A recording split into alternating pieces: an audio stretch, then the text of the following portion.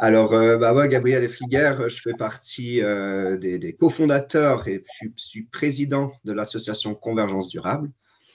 Donc, Convergence Durable, c'est la plateforme des organisations éco-responsables de Suisse romande. Donc, il a commencé en fait pendant le master fondement et pratique de la durabilité en 2019. Et puis, donc, Maxence, Sabrina, Charles-Éric, Laura et moi-même, nous nous sommes retrouvés dans une salle avec d'autres camarades de classe et on s'est demandé un peu, mais que pourrions-nous faire pour vraiment aider la transition écologique, mais surtout de faire un projet qui va plus loin que le simple cadre du master. Et là, en fait, on s'est posé plusieurs questions et on s'est déjà rendu compte qu'il existe une multitude d'organisations qui proposent des prestations dans tous les domaines d'activité, en fait, mais de manière éco-responsable, vraiment des manières de faire différemment, de proposer des prestations qui englobent bien sûr des facteurs environnementaux, mais également des facteurs sociaux. Et on s'est rendu compte qu'il y a vraiment une compétition qui est vraiment déséquilibrée entre des petits acteurs locaux et des grandes entités qui peuvent avoir les reins et les moyens financiers pour communiquer à outrance, avoir toute une interface, toutes des communautés et de pouvoir s'investir sur plein de réseaux différents. Et donc, on s'est dit, mais voilà, on en a un peu marre de se sentir des fois seul face à la tempête, d'être voilà, comme cet arbre un petit peu malmené par la société, sans vraiment en fait se retrouver ensemble pour penser et rendre concret le monde de demain en fait. Et donc est venue l'idée d'une plateforme web, mais ce n'est pas seulement une plateforme, c'est le but vraiment de créer une communauté qui soit digitale et physique. Et pour nous, ce qui était vraiment primordial, c'est de se placer en tant que aide à justement cette multitude d'organisations qui existent.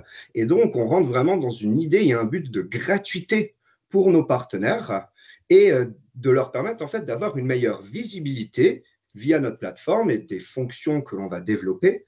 J'en parlerai également plus. Et bien entendu, cette mise en lien entre les partenaires, entre eux, pour avoir des synergies et potentiellement co-créer ensemble différentes prestations, événements et autres opportunités.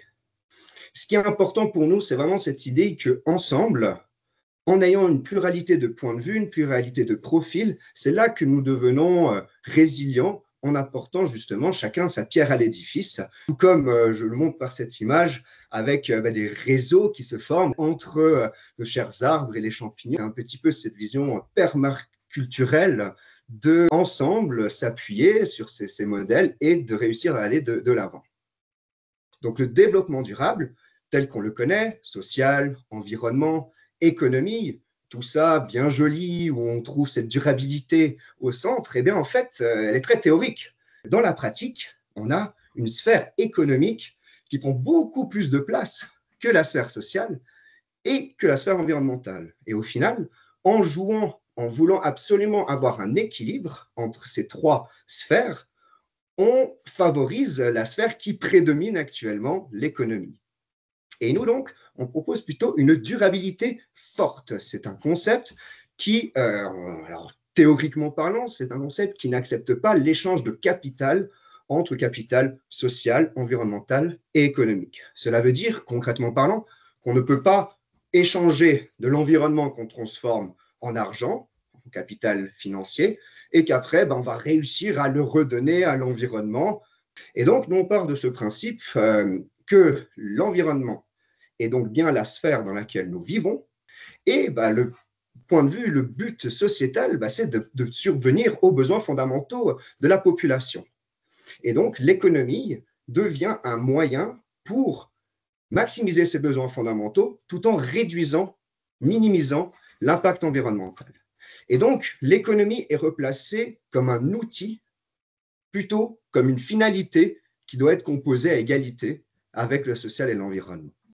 Donc voilà, c'est cette durabilité forte qui nous amène en fait vers l'envie d'avoir une pluralité d'acteurs et d'actrices du changement sur notre plateforme. Donc on peut avoir des domaines très différentes, passant par exemple de tout ce qui est l'alimentation, de l'artisanat, la transition économique, la gouvernance partagée, la communication éco-responsable. Ce sont toutes des thématiques qui sont importantes à mettre en avant et ensemble, bien entendu, d'avoir une pluralité de compétences qui permettent d'avoir concrètement des prestataires pour chaque type de besoin. Donc voilà, actuellement, il est possible d'avoir une page sur notre plateforme et donc de représenter son entité. Nous avons réussi à être aidés et subventionnés par le hub entrepreneurial de l'Université de Lausanne, qui nous a permis en fait de créer la plateforme actuelle. Comme vous pouvez le voir sur cet exemple de Aime la nature, il y a une possibilité pour chaque organisation éco-responsable légitime de rejoindre notre plateforme, d'avoir cette page où elle peut exposer ses différentes coordonnées sur la gauche, sa description, référencer différents domaines d'activité et proposer directement ses prestations.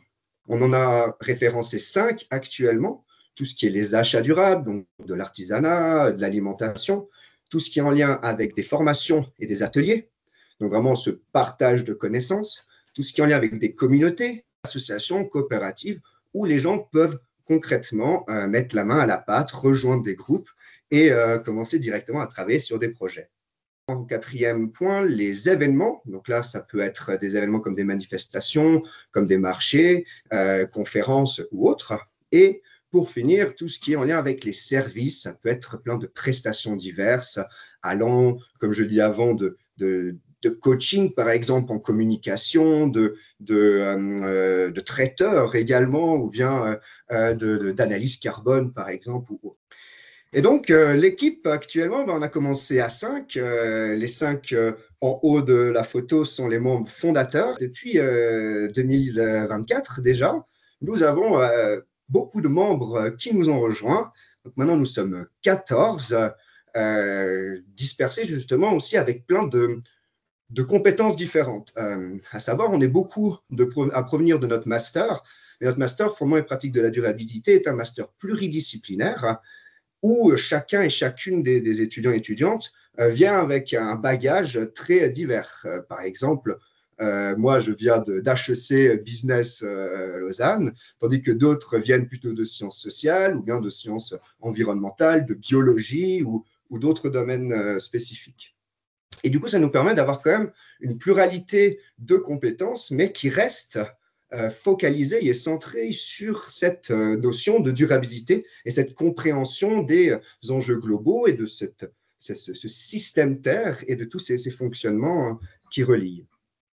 Donc maintenant, je vais vous parler un peu des conditions pour rejoindre notre plateforme en tant qu'organisation. C'est gratuit pour être sur notre plateforme. Et ces 3 conditions ont pour but d'être sûr que les partenaires soient légitimes.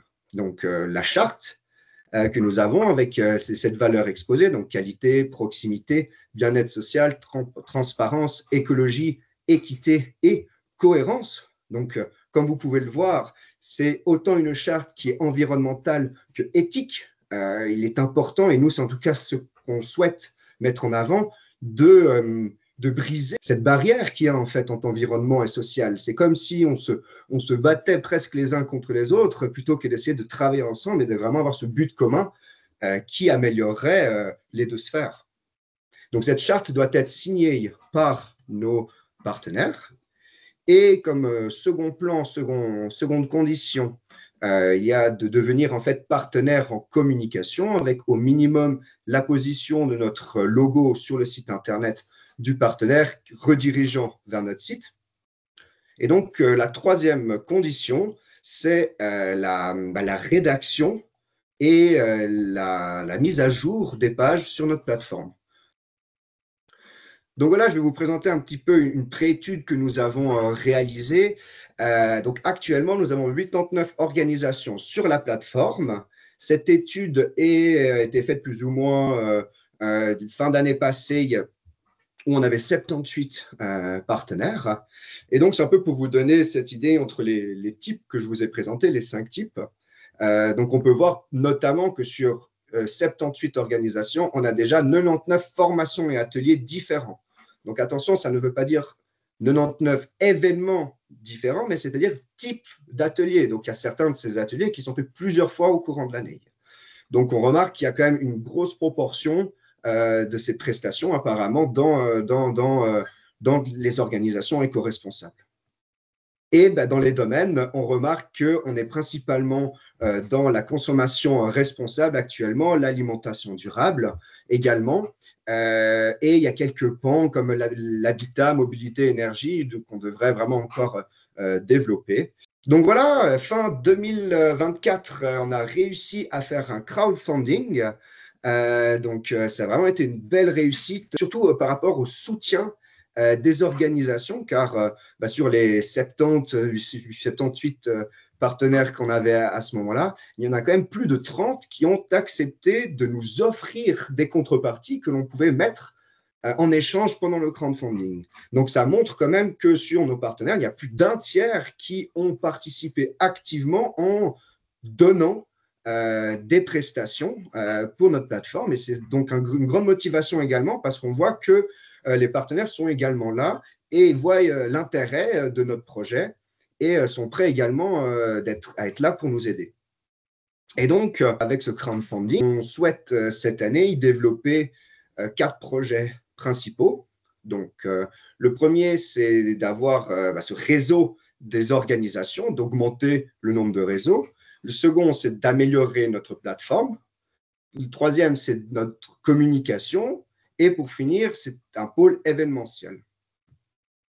Donc, pour le réseau des organisations, comme j'ai dit, on est à 89 partenaires. Notre objectif, c'est d'atteindre les 100 partenaires à la fin de l'année, puis 150 à la fin de 2026, ce qui devrait normalement être faisable, surtout que maintenant, il y a Alexandre, justement, ici présent, qui donne beaucoup d'énergie là-dedans, et Lisa également, qui du coup est employée pour le faire. Mais ce but, ce serait justement d'avoir des groupes locaux un petit peu disséminés dans toute la Suisse romande pour garder du contact, pour pouvoir se rencontrer, pour pouvoir avoir une communauté qui dépasse le digital.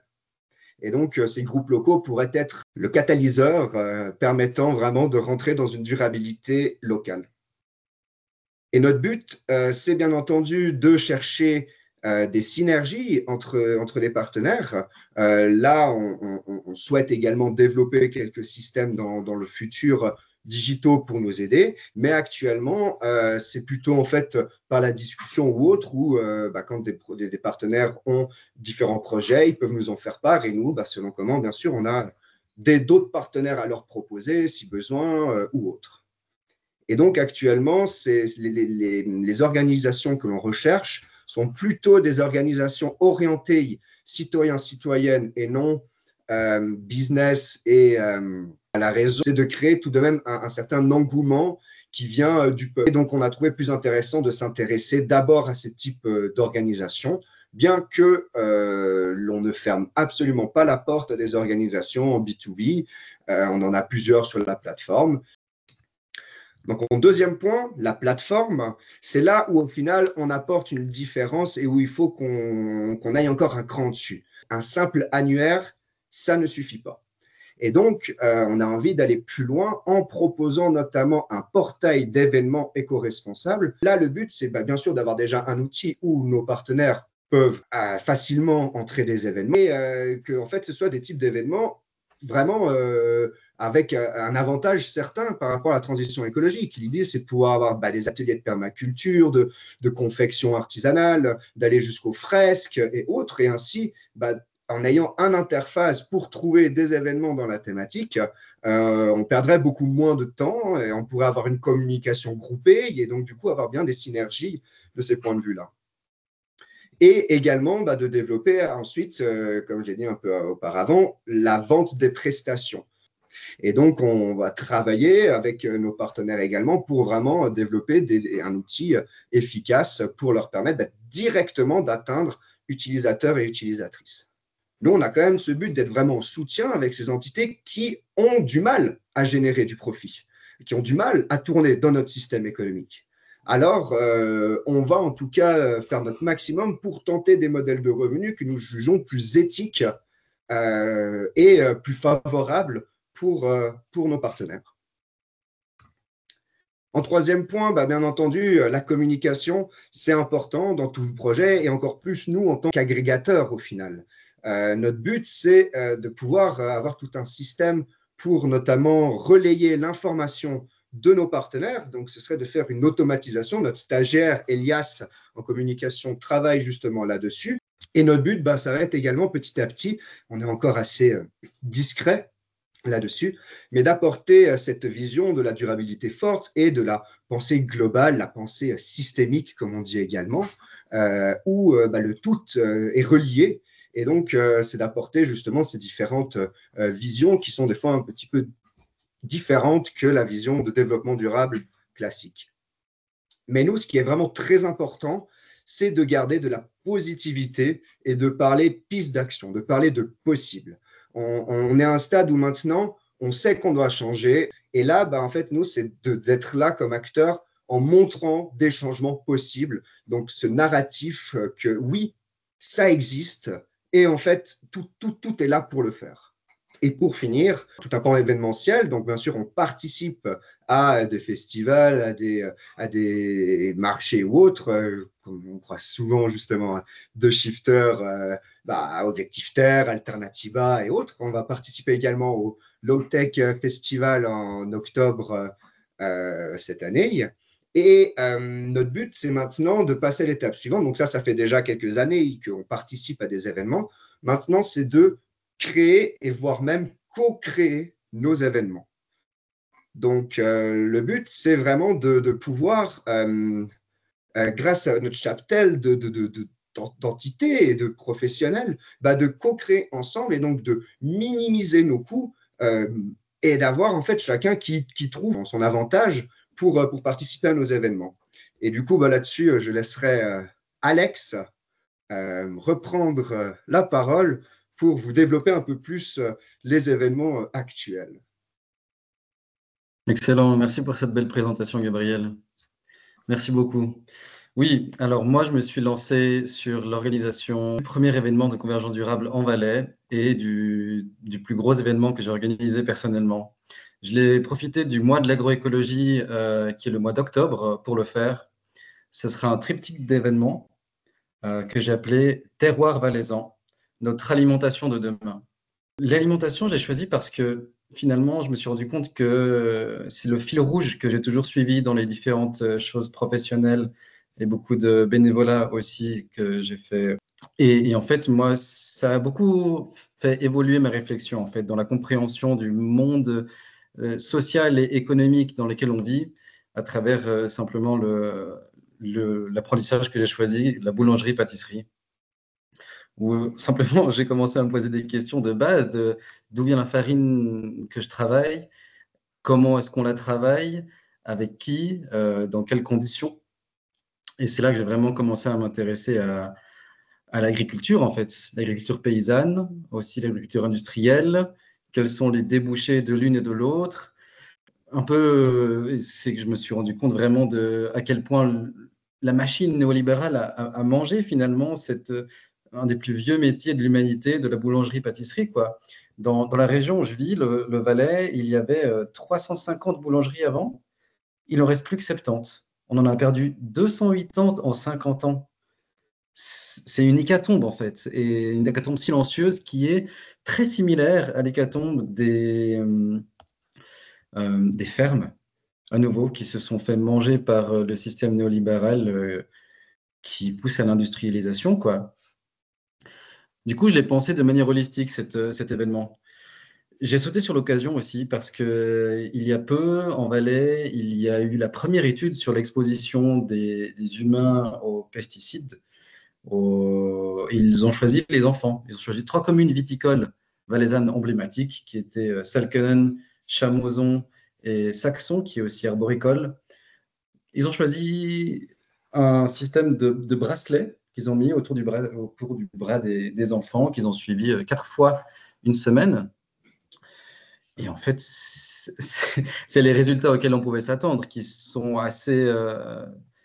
il y a des dizaines, 38 produits différents qu'ils ont trouvés, dont certains qui sont interdits depuis plusieurs années. Ils ont aussi pris les urines et les cheveux des enfants pour faire leurs analyses. Ça a fait un tollé au moment de la sortie. Le gouvernement valaisan a pris une communication rassurante. C'était le mot-clé qu'ils ont utilisé pour leur communication, c'était rassurant. Et je crois que la population n'est pas d'accord avec ça. En tout cas, ce n'est pas mon sentiment quand j'en parle autour de moi. Du coup, j'ai invité l'équipe qui a fait l'étude, qu'ils ont appelée Parval, pour qu'ils viennent présenter à la population leur étude. Qu'on comprenne aussi toutes les nuances nécessaires à apporter, parce que il ne faut pas leur jeter la pierre quand même. C'est la première étude du genre dans le cas. C'est le service de la santé de l'État du Valais qui a commandé cette étude. Alors, on va leur laisser la place pour qu'ils puissent s'exprimer et qu'ils puissent apporter les nuances nécessaires pour ça. On a vu avec les dernières votations autour de l'eau propre, autour de l'alimentation saine qui cherchait à diminuer les pesticides de synthèse dans notre alimentation, où c'est devenu très émotionnel, vraiment dans la communication, dans les faits aussi, il y a eu de la violence, hein, quand même, c'est très rare pour le souligner dans les campagnes politiques en Suisse. Alors, j'ai invité aussi Blaise Hoffmann, qui a écrit en 2023 un livre qui a eu beaucoup de succès dans le monde paysan, puisqu'il cherche vraiment à remettre le lien entre le consommateur, qui est plutôt dans le milieu urbain, et le producteur, le paysan, dans la ruralité, où il y a vraiment de l'incompréhension, en fait. Et je cherche vraiment, comme Blaise Hoffmann, à remettre du lien, que tout le monde puisse communiquer ensemble pour comprendre les nuances à apporter dans ce système, quoi, qui, à nouveau, tout le monde se fait bouffer, je crois, par la machine néolibérale. Pour s'en émanciper, ce même jour, le 4 octobre, j'ai aussi invité la nouvelle monnaie alternative, le franc paysan. Les monnaies alternatives, on connaît, et il y a une logique plutôt de territorialité dans celles qui ont été mises en avant ces dernières années, avec plus ou moins de succès. Malheureusement, le Farinet en Valais n'a pas eu la masse critique nécessaire en volume pour subsister. Et je suis très heureux d'aujourd'hui pouvoir faire venir le franc paysan qui puisse présenter sa monnaie alternative pour la première fois en Valais. Dans le second épisode du triptyque, là, ça va être plus table ronde. On va discuter de choses techniques. Techniques, pourquoi? Parce que quand même, la diversité génétique dans l'agriculture, c'est pas pour le tout venant. On comprend assez facilement et c'est ça mon souhait en fait. Je fais venir des gens qui parlent de technique pour vulgariser finalement ces choses qui sont élémentaires, comme la diversité génétique de ce qu'on mange ou de ce que mangent les animaux qu'on mange, la régénération des sols, desquels on dépend pour tout. Tous les services écosystémiques que nous donne la planète passent énormément par les sols et l'océan. Et l'assurance sociale alimentaire, c'est une thématique que je veux mettre en avant parce que, à nouveau, je me répète, mais le système néolibéral a fait que l'alimentation saine est devenue quelque chose pour les gens qui ont les moyens, et ça c'est pas possible. Et j'ai découvert l'assurance sociale alimentaire ou la sécurité sociale alimentaire en France qui répond à cette problématique. Et je suis très heureux aussi des intervenants et intervenantes qu'on a réussi à avoir avec la Commission suisse pour la conservation des plantes cultivées, Valentine Piton qui est climatologue et qui a vu l'influence des lobbies à Berne en étant élue au Parlement fédéral. Il y a un chercheur de l'EPFL, du laboratoire SOIL, qui est à Sion, domaine des petites planètes. Aussi Jean-Luc Gérard qui est présent ce soir. Merci Jean-Luc d'être présent à cette visio qui vient nous parler de systémique, justement. C'est un systémicien qui vient nous parler aussi, nous présenter les jeunes pousses. Et puis, il est également président des grands-parents pour le climat. Slow Food, qui a réussi à construire une énorme communauté au niveau mondial. C'est très fort, j'aime beaucoup leur travail. Le Bread Collective, qui porte vraiment l'assurance sociale alimentaire à bras-le-corps, et Unitaire, qui fait un travail phénoménal. J'aime beaucoup leur document qui s'appelle « La terre à celles qui la cultivent », qui parle vraiment de la problématique de l'accès à la terre pour les jeunes agriculteurs, agricultrices. Là, c'est complexe avec la spéculation foncière qu'on connaît dans notre pays, qui est à la source de l'îlot de cherté. Avoir de la terre pour produire des aliments, pour moi, c'est vraiment central. Voilà, le deuxième épisode du triptyque. Ensuite, à la fin, le troisième épisode, j'ai oublié les lieux aussi des deux premiers. Le premier épisode où on va parler des biocides, c'est à l'école d'agriculture de Châteauneuf. Ça, c'était important pour moi parce que c'est là que sont formées les nouvelles générations qui vont produire les aliments de demain. Et on a besoin que ces entités évoluent. C'est une nécessité. Ensuite, le deuxième événement, c'est à l'Archipel, le premier tiers-lieu de la région en Valais, où pour moi, c'est vraiment important qu'on ait une collaboration. Donc, je suis très heureux de pouvoir les mettre en avant avec Convergence Durable. Et ensuite, le troisième événement sera à la HES à Sion. On va profiter de leurs beaux et nouveaux locaux pour diffuser un film sur les épiceries alternatives en Suisse romande. Irremplaçable épicerie qui a un succès. Je suis vraiment content d'avoir l'opportunité, grâce aux artisans de la transition, de pouvoir projeter ce film. Ce sont les mêmes personnes d'ailleurs qui publient la revue durable que je vous conseille pour vraiment, ça approfondit la chose, quoi. On ne reste pas dans la surface. Et le docteur Stéphane Genoux sera là aussi. Je suis très content aussi de pouvoir l'avoir. Lui, il enseigne l'économie, qui a vu beaucoup d'élèves passer dans ses classes ces dernières années et qui a vu la transition aussi chez les jeunes qui commencent des études, le choix qu'ils et elles font dans la filière choisie. Ça démontre aussi la vision, un peu la désillusion des jeunes générations aujourd'hui où malheureusement les métiers systémiques sont moins privilégiés que le trading qui fait de l'argent rapidement. Je suis aussi très heureux de pouvoir organiser ce troisième événement avec le collectif Rhodiola, représenté par la belle fleur qu'on voit là, qui est une plante adaptogène. C'est vraiment une belle image pour nous parce qu'une plante adaptogène, c'est une plante que quand on la prend, elle se dirige vers là où on a besoin euh, de guérir finalement.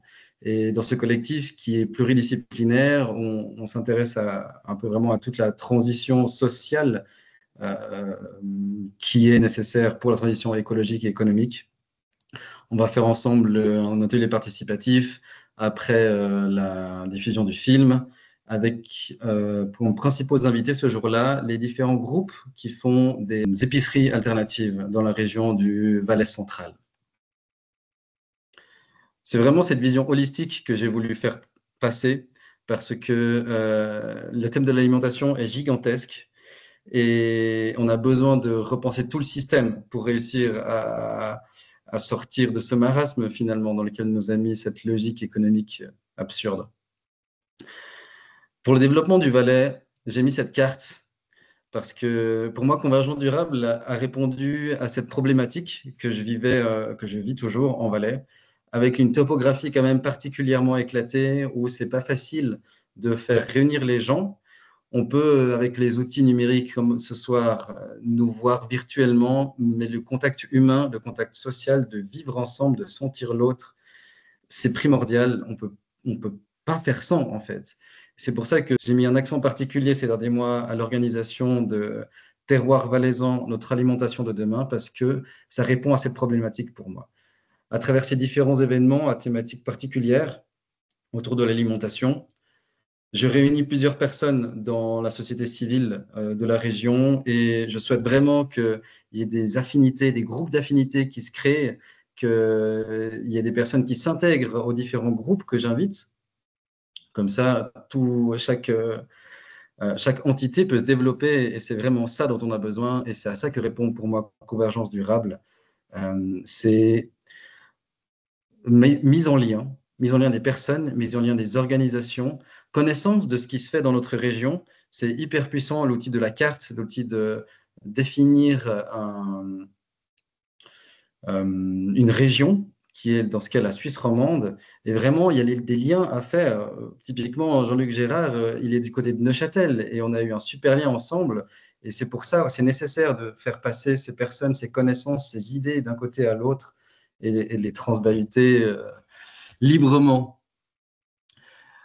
On a aussi un projet de test du côté valaisan avec développement durable, puisque moi, je me suis engagé bénévolement de manière intense depuis quelques mois maintenant. Et il y a Lisa qui est présente aussi ce soir, qui est une nouvelle stagiaire avec laquelle on fait ce projet de test finalement. Comment, au niveau régional, on peut développer un réseau de cette manière et comment aussi c'est reproductible finalement dans d'autres régions de Suisse romande. On pourrait, avec succès, je le souhaite, reproduire ça et avoir des soutiens institutionnels de la part des cantons, de la part de fondations qui repèrent sans doute, tout le monde le voit, ce besoin de mise en lien, d'alternatives, de durabilité forte. Il faut changer de paradigme. Tu as très bien expliqué ça tout à l'heure, Gabriel. On n'est plus dans le développement durable égal, égal, égal. Là, maintenant, l'économie a pris un tel poids, l'effondrement écologique est là, la montagne tombe en Valais, le permafrost fond, et ça y est, maintenant, on a nos premiers réfugiés climatiques qui doivent déménager. Voilà. On construit des alternatives. Ce qui me plaît aussi avec Convergence durable, c'est qu'on prend position. On n'essaye pas de plaire. On porte nos convictions haut et fort. On sait qu'elles sont justes et que le développement durable, au sens de Club de Rome de 68, c'est fini. Il faut qu'on passe à autre chose. On a besoin de régénérer, qu'on prenne soin de nous. Alors voilà, mettons-nous ensemble, construisons une durabilité forte et voilà. Très bien, alors merci Alex pour ton intervention et puis d'avoir bien présenté tes activités. Là, je vais rebondir pour finir sur nos besoins actuels. Donc, bien entendu, on a des besoins de fonds, de financement et autres, mais un de nos besoins fondamentaux reste quand même de trouver des nouveaux membres, de créer ces groupes locaux. Donc, vraiment, là, je vous le demande à toutes et tous ici présents, si vous êtes intéressés ou si vous connaissez des gens qui pourraient être intéressés, eh bien voilà, qu'ils nous contactent et puis qu'on puisse aller de l'avant. Donc, nous, justement, on a cette idée, et je pense que là, Alexandre vous l'a bien mieux démontré que j'aurais pu l'expliquer, où chaque membre apporte son bagage et apporte ses envies. Et donc, l'événement qu'Alexandre a principalement organisé, c'est donc, il a pu le faire sous l'effigie de Convergence avec de l'aide quand même structurelle de notre entité, mais c'est lui qui a porté ce projet et c'est lui qui allait de l'avant. Et nous, c'est un peu notre manière de voir la hiérarchie horizontale. Notre Assemblée générale définit les règles, définit le budget, définit voilà, le méta, et après, chaque entité, chaque groupe prend possession du projet dans le cadre qui lui est défini et prend ses responsabilités pour aller de l'avant avec ses propres idées, tout en restant bien entendu dans cette vision globale. Et donc voilà, quelques projets possibles. Est-ce que vous auriez, comme Alex, une idée d'événements fédérateurs systémiques? Est-ce que vous auriez envie de dénicher quelques pépites, quelques organisations superbes près de chez vous? Est-ce que vous êtes expert ou experte pour chercher des fonds? C'est si important pour une association comme la nôtre. Et puis, qu'en est-il de créer une communauté locale? Est-ce que ça vous intéresserait de vulgariser sur des réseaux ou sur le blog, ou encore d'interviewer les acteurs et actrices du changement? Il y a plein de projets possibles, comme le dernier ici, que je lance comme ça, qui est un de nos projets actuels, mais en background, on va dire, de créer un espace coworking lié à un bar, le QG, et de pouvoir avoir un endroit physique où se réunir, collaborer et aller de l'ensemble, ensemble de l'avant. Donc voilà, chez nous, Convergence durable, ce sont les membres qui décident où part cette convergence et comment on la construit ensemble. Alors, merci à vous toutes et tous pour cette écoute et nous nous réjouissons d'ensemble rendre cette transition écologique possible. Top, bravo. Je propose qu'on prenne les questions-réponses. Jean-Luc, vas-y. Oui, alors moi je suis un petit peu loin du Valais, au-dessus à 1100 mètres, au-dessus du lac de Neuchâtel, enfin pas au-dessus du lac, au-dessus de la mer, 1100 mètres, hein, je suis au pont de Martel. Et il se passe pas mal de choses dans ce coin, parce qu'il y a la Chaux-de-Fonds, le Locle, il y a l'arc jurassien derrière, Et je pense qu'il y aurait beaucoup intérêt. J'étais aujourd'hui à Yverdon, pour la santé, vieillir avec HEIG. Il y a plein de choses qui bougent. Et en fait, ce qui manque, c'est comme pour la mayonnaise, c'est que ça prenne. Il faut un petit peu de mouvement, il faut que les gens se connaissent. Et moi, je vois déjà au moins 4 associations que je pourrais décider à faire partie comment donc pour atteindre les objectifs. Hein. Il y a l'association que je viens de créer avec d'autres collègues qui s'appelle Les Trois Sols. On a un site, les3sols.ch, et on va faire des formations en santé. Enfin, notre thème, c'est One Health, la santé de soi-même, la santé des collectifs et la santé de la nature. C'est un concept One Health. Hein, et bon, ça recoupe tout à fait ce que disait Alex avec prendre soin. Alors, il y a les trois sols. Il y a aussi Tilia, qui est une organisation qui s'est créée, une nouvelle association, qui s'occupe de tout ce qu'il y a autour du lac de Neuchâtel, de Fribourg, etc., les terroirs, toute la vie, l'artisanat, les écosystèmes, les gens. C'est aussi, je connais le président et je pourrais lui parler, il ne connaît pas encore Convergence durable, mais je pense qu'il a tout intérêt à faire ce genre de choses.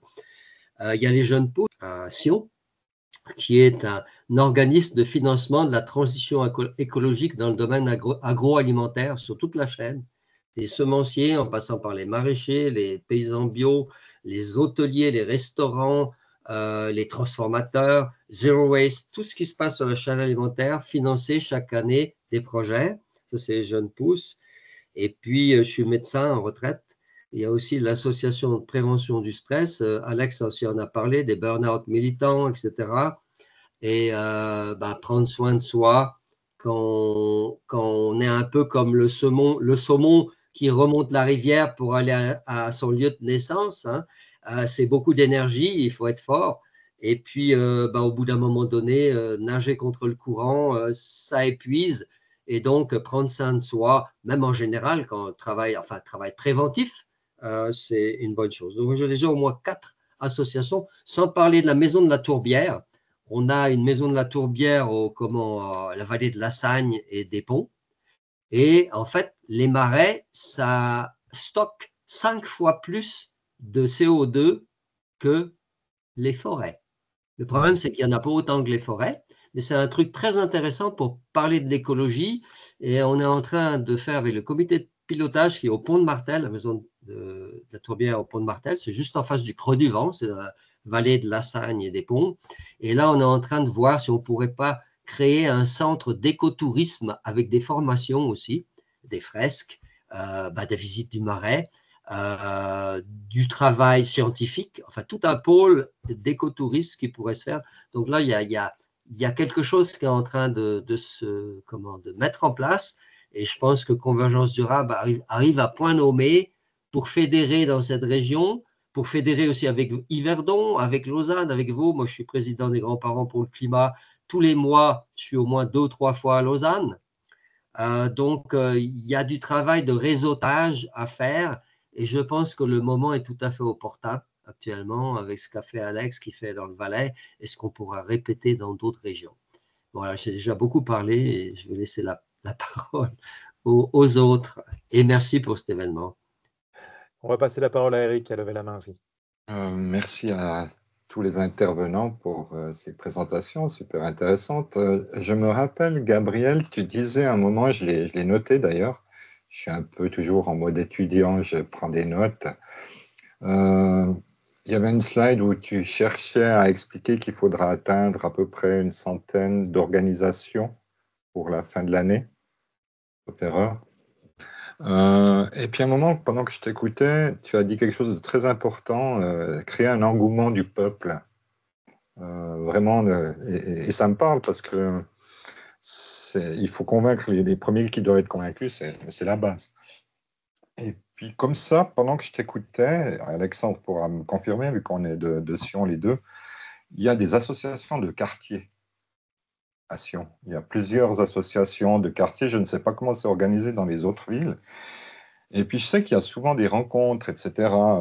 Peut-être que ce serait déjà là de commencer à aussi s'adresser à eux pour qu'ils aient connaissance aussi de ce mouvement. peut-être que ces associations de quartier seraient d'elles-mêmes finalement celles qui pourraient augmenter les fameux quotas que tu recherches. Super, bah merci pour cette idée. En vrai, c'est tout à fait intéressant. Nous, en plus, on a un axe maintenant où avant, on était très environnemental et maintenant, on essaye de s'ouvrir un petit peu plus. Et là, on est peut-être justement exactement dans le domaine où les associations de quartier ne sont peut-être pas forcément environnementales, mais ont toute une dynamique de gouvernance différente qui sont des solutions à la transition. Donc, c'est une voie qui est très intéressante. Merci d'en avoir fait part. Une question de complémentaire. Convergence durable ne s'adresse pas qu'aux associations. On pourrait avoir l'impression, là, comme ça a été présenté, que ça s'adressait qu'aux associations, mais en réalité, n'importe quelle entité économique ou individuelle, une coopérative. Donc, on peut être tout à fait une entreprise et rejoindre Convergence durable, du moment que la charte est respectée et compatible. C'est juste, Gabriel? Oui, c'est exact. Nous ne nous sentons pas légitimes pour choisir quel est le modèle d'entreprise et d'organisation le plus intéressant. Nous, par contre, bah voilà, il y a cette lucrativité limitée, en tout cas ce but économique qui ne doit pas être le premier. Après, bien entendu, bah, pour les entreprises, il faut qu'il y ait cette cohérence qui est dans notre charte, qui est importante. Donc, bah, pour l'instant, aucune grande entreprise n'est arrivée sur notre plateforme, mais il y a des petites entités de quelques employés et collaborateurs qui existent. Top. Est-ce que vous avez envie de faire un tour de feedback? Julien, qu'est-ce que tu en penses? Je trouvais ça très intéressant, c'est ambitieux, mais apparemment vous avez réussi à créer une vraie dynamique avec pas mal de perspectives qui s'ouvrent, donc voilà, tout de bon pour la suite, hein. Pour votre information, nous les shifters, on rejoint la convergence durable parce que on voit bien la problématique de relier les structures entre elles. On organise au milieu de l'année, en juin, Shifter Ensemble, où on propose aux autres associations de venir nous rencontrer et se rencontrer entre elles, et puis d'avoir un moment de rencontre. Et du coup, ça nous paraissait intéressant de le faire en collaboration avec des associations dont c'est un peu plus la vocation, puisque ce n'est pas notre raison d'être première. Donc voilà pourquoi Convergence Durable et les Shifters, on est ensemble là maintenant. Ophélie, ton feedback? Oui, alors merci beaucoup pour cette présentation très intéressante et surtout l'énergie que vous y mettez. On sent, Alexandre, que tu as ta place aussi ici. Donc très, très contente de découvrir cette association. Je pourrais en parler autour de moi. Moi, à titre personnel, je suis intéressée à évoluer dans l'animation des fresques de la biodiversité. Thème que l'on oublie trop souvent pour moi. On parle beaucoup de climat. Donc moi, je me suis vraiment spécialisée là. Pour tout vous dire, je suis aussi active sur les réseaux sociaux d'un centre de soins animaliers qui s'appelle Herminea à Chavornay. Voilà, donc si peut-être qu'à l'avenir, si vous avez besoin aussi de pub, en fait, simplement, je pourrais aussi me servir de ça. Je pense que je peux toucher beaucoup de personnes avec ce réseau social. Voilà. Donc peut-être qu'on pourra peut-être collaborer aussi à l'avenir avec des fresques. Voilà, restons en contact. Moi, je suis très motivée parce que ce qui se passe là, voilà, toute cette émergence est motivante. Donc merci pour votre énergie. Eric, tu voulais ajouter quelque chose? Surtout merci à Alexandre de m'avoir parlé de ça. Je n'étais pas du tout au fait, quand bien même on passe quelques temps dans le coworking, mais je me rends compte qu'en communiquant et puis quand tu es justement à me tenir au courant, tu m'attires aussi dans ton monde. Et puis j'ai aussi envie d'apporter peut-être une autre vision, parce que tu as vu que je suis un peu moins activiste dans ce terme-là. Mais je pense aussi par rapport à cette diversité des différentes manières de voir et de différentes manières de penser, je pense que c'est important, c'est aussi ce qu'on discutait tout à l'heure, d'impliquer vraiment beaucoup de gens. Parce que j'ai l'impression autrement qu'on va avoir une fameuse étiquette, ah oui, c'est un groupuscule de gens qui sont complètement, mais en fait, en ouvrant vraiment assez large, en ratissant assez large, je pense qu'on va aussi percuter des gens qui ne sont pas forcément au fait et puis qui peut-être, à un moment, quand ils nous entendent ou ils vous entendent, tout d'un coup, il se passe quelque chose, quoi. Voilà. Julien, tu voulais ajouter quelque chose? Je me demandais si vous avez des liens d'une manière ou d'une autre avec une initiative, alors qui n'est pas identique, mais un peu dans le même esprit, dans le canton de Vaud, la Chouquette. Je ne sais pas si ça vous parle. Oui, alors on a eu déjà quelques liens, surtout via le One Planet Lab, où la Chouquette est partenaire et nous sommes également partenaires. On s'est rencontrés quelques fois. On est tout à fait ouvert à un partenariat, en tout cas avec eux. On n'est pas tout à fait, je pense, aligné sur la notion de durabilité, je pense. Pour être très franc, et ce n'est pas une critique, hein, on s'entend. Mais moi, en tout cas, en ayant observé quelques entités, je ne suis pas sûr qu'elles auraient été toutes référencées chez Convergence Durable. Après, ce qu'elle apporte, elle, avec la Chouquette, c'est surtout ce moyen direct de vente de prestataires locaux qui sont principalement dans les produits, tout de même. Nous, on essaye de viser quand même plus large également, tout ce qui est services, formation et autres. Mais oui, sinon, nos projets sont quand même relativement proches. Jean-Luc, tu voulais intervenir? Oui, je voulais dire que je trouve la nouvelle orientation de s'ouvrir plus vers le social, de partir de la durabilité de l'environnement, c'est important. J'ai vu une analyse, je ne peux malheureusement pas donner le lien, je ne sais plus où elle est, où il y avait quelqu'un qui parlait du mouvement des Verts en Europe depuis 30 ans. Et s'ils n'avaient pas réussi à décoller, c'est qu'ils ne s'étaient pas intéressés au social. Et je pense que pour sortir de sa bulle, de la bulle écolo ou des bulles dans lesquelles tout le monde est un petit peu, eh ben, il faut s'ouvrir au quartier, comme disait Rémi, il faut s'ouvrir à d'autres thèmes. Et ce matin, vraiment, j'étais à Yverdon pour vieillir. Les seniors, c'est des gens qu'on ne travaille pas. Et c'est des gens avec le problème de la santé, de l'alimentation, de l'agriculture, du climat. En fait, tout ça, c'est toujours en lien.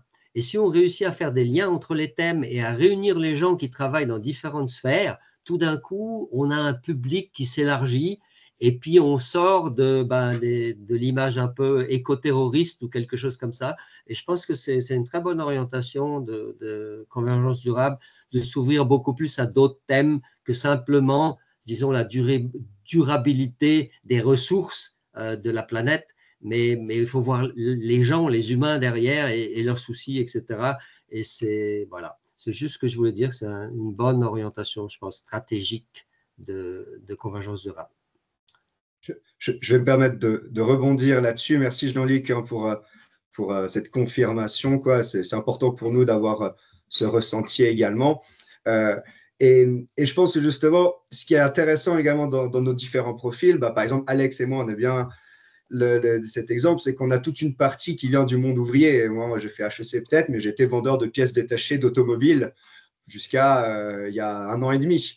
Et donc en fait, il y a toute cette phase où on remarque, je pense que vous le remarquez également, qu'il y a plein de personnes qui sont dans un surplus total de leur travail, de leur vie et tout. Et il y a un moment où justement, faudrait réussir à leur faire se rendre compte que cette transition écologique, elle est pour eux avant tout. Ce type de personnes, pour le monde, on va dire, ouvrier également, et non pas pour du bobo ou autre. C'est vraiment là où c'est important, quoi. C'est ce combat-là qui doit être mené. Et donc voilà, c'est ce choix. On verra bien où il nous mènera, mais on espère bien pouvoir rallier, en tout cas tenter à notre humble échelle de rallier ces pôles. Extra. Eric, tu voulais rajouter quelque chose? En fait, au fur et à mesure que les choses se disent, ça se développe aussi dans ma tête. Tu disais, Gabriel, ouais, il y avait certaines associations qui n'étaient pas tout à fait alignées sur la durabilité. C'est quelque chose que je peux comprendre. Et puis en même temps, est-ce que c'est pas aussi intéressant de temps en temps d'avoir aussi un peu des des gens qui ont peut-être une autre opinion pour justement avoir une friction saine aussi, hein, parce qu'autrement, on est peut-être dans notre bulle où on a nos avis et puis on est tous plus ou moins d'accord sur ça, puis d'avoir aussi un peu cette convergence d'avis pour créer justement aussi un esprit critique et puis amener aussi ces gens qui ont peut-être une autre opinion à peut-être aussi revoir leur position. Donc, moi, j'ai vraiment cet esprit d'ouvrir le débat à énormément de monde, comme le disait aussi Jean-Luc, quoi, de vraiment inclure un maximum de gens, parce qu'autrement, j'ai presque l'impression, hein, ça va peut-être m'aider à trouver les mots, mais presque si on était un groupe d'élite dans un coin où on a ces affinités, et puis finalement, il y en a d'autres qui sont peut-être intéressés à être pactés.